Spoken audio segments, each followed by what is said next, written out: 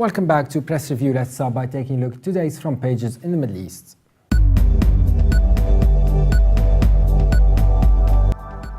Beginning in Saudi Arabia, the Arab News leads its front page reporting that Deputy Riyadh Governor Prince Turki bin Abdullah has said the government will remain tough on illegal employment and no longer tolerate malpractice. The paper also reports a system of license plate recognition which is being implemented at entry and exit points of cities to monitor vehicle movements for safety and security.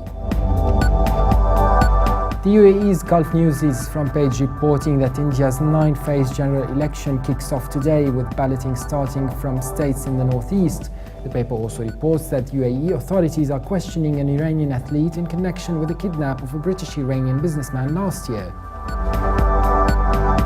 Israel's Jerusalem Post leads reporting that Foreign Minister Avigdor Lieberman says he prefers new elections rather than agreeing to recently tabled grand bargain to continue the negotiations. The paper also reports Palestine has dismissed Israel's threat to unilaterally act against it in a response to Palestine's application to join 15 international treaties. The Egypt Independent leads its front page reporting that an Egyptian court has upheld on the 3-year sentence issued against activists Ahmed Maher, Ahmed Douma and Mohammed Adel over breaking the protest law. It also reports Hezbollah's Hassan Nasrallah saying Syrian President Bashar al-Assad will stand for re-election this year and no longer faces a threat of being overthrown. From Beirut, the Daily Star is reporting that clashes in the Palestinian refugee camp in the coastal city of Saida killed 8 people, including the commander of an armed group, and wounded 10 others. The paper also reports that the central bank governor Riyad Salemi has joined Parliament's Joint Committee's talks over a draft law to raise public sector salaries after lawmakers failed last week to agree over revenues and proposed taxes to cover the increase. And now let's take a look at the top headlines from UK papers.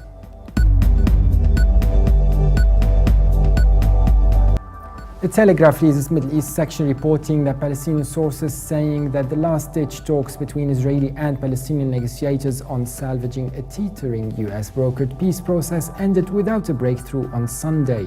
The paper added that an Israeli official close to the talks said US Secretary of State John Kerry is also cooling off. The Guardian leads its Middle East section reporting that at least 25 people have been killed in Egypt's Aswan following 4 days of clashes between local ethnic groups. Fighting began on Friday between Arab and Nubian families and continued over the weekend despite Egypt's Prime Minister and Chief of Police traveling to the area to coordinate the state's response. The Independent leads Middle East section reporting that Al Jazeera English is urging the international community to support its calls to free 3 of its journalists, Peter Greste, Mohammed Fahmy and Bahir Mohammed, as today marks the 100th day that they were being held in an Egyptian jail. And now let's take a look at the top stories in international papers.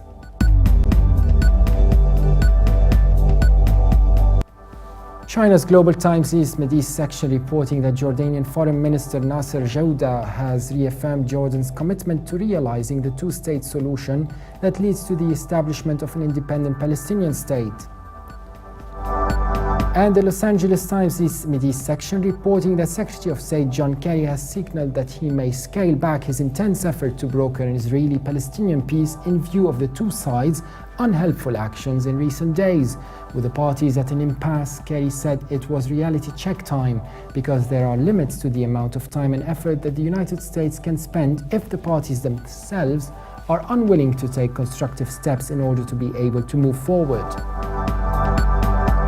And finally, Germany's Deutsche Welle leads its Middle East section reporting that Turkey is caught up in mounting internal conflicts and is gradually losing interest in its EU accession candidacy. The paper says many Turks feel disillusioned, including the secular pro-European elite. For more updates, visit us on Levant.tv. That was it for today. Thanks for watching. Be sure to join us again tomorrow and bye for now.